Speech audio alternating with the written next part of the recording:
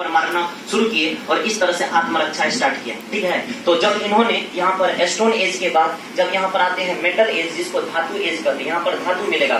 कौन सी धातु मुख्य रही थी? एक क्वेश्चन पूछा गया है कि प्राचीन काल में सबसे पहले किस धातु की खोज हुई? तांबा। इसका खोज किया गया था, तांबा का खोज किया गया था। तांबा के बाद तांबा के बाद टीन खोजा गया। ठीक है ना। और केमिस्ट्री जो लोग का बढ़िया है जानते हैं कि तांबा और जब टीन को मिला देते थे मिश्र धातु पैदा होता है जिसको कांसा कहते हैं। क्या कहते हैं उसको? कांसा। और कांस युग कहते हैं। कांस युग के बाद फिर क्या होता है?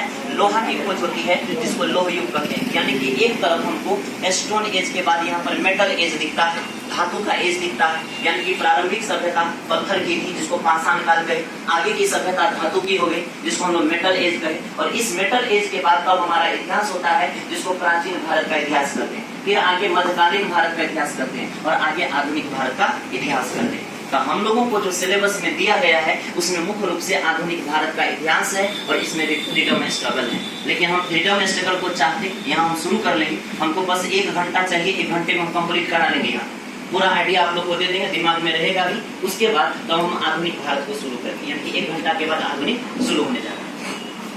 अब देखिए अब क्या होता है कि मानव यहाँ पर समुदाय में रहना शुरू कर देते हैं। वहाँ पर पत्थर की खोज हो जाती है। तो जब पत्थर की खोज हो जाएगी तो ये लोग कंदमूल खोज करके लाएंगे, जीव जंतु को मार करके लाएंगे, किसी गुफा में रहेंगे और गुफा में रहने के बाद फिर वहाँ पर उसे जमा करता है, कुछ पहरेदार को रखता है। पहरेदार वहाँ की पहरेदारी करता है और बेचारा जब गुफा में रह करके अकेले परेशान हो जाता है तो परेशान होने के बाद समय बिताने की दीवार पर कुछ न कुछ बनाता है। ठीक ना। और वहाँ पर जो चित्र मिलते हैं उसको गुप्तकाल कहते हैं। यानी कि गुफाओं में चित्र, गुफाओं में पेंटिंग, इस तरह की जो प्राचीन पद्धतियां हमारे पास मिल रही है। लोग जो देखते हैं कि यहाँ पर एलोरा की गुफा, अजंता की गुफा में कुछ जो पेंटिंग सेंटिंग मिलता है, ये सब कहाँ मिला है? तो यही जो अकेले लोग रह रहे थे उसने गुफाओं में चित्र बनाए। कुछ लोग क्या किया, हथियार बनाए और हथियार बनाने के लिए बना करके शिकारों पर हमला करने लगते हैं और इस तरह से शिकार करना भी शुरू कर देता है। तो हथियार बनाया, फिर शिकार शुरू किया और जब एक जगह पर लोग रहने लगते हैं, समुदाय बना करके, भीड़ बना करके, ताकि हिंसक जीवों पर विजय पाया जा सके, तो ये नजदीक आएंगे और एक दूसरे को जब देखेगा तो फिर शर्म आएगी, क्योंकि नंग धर्म रहते थे।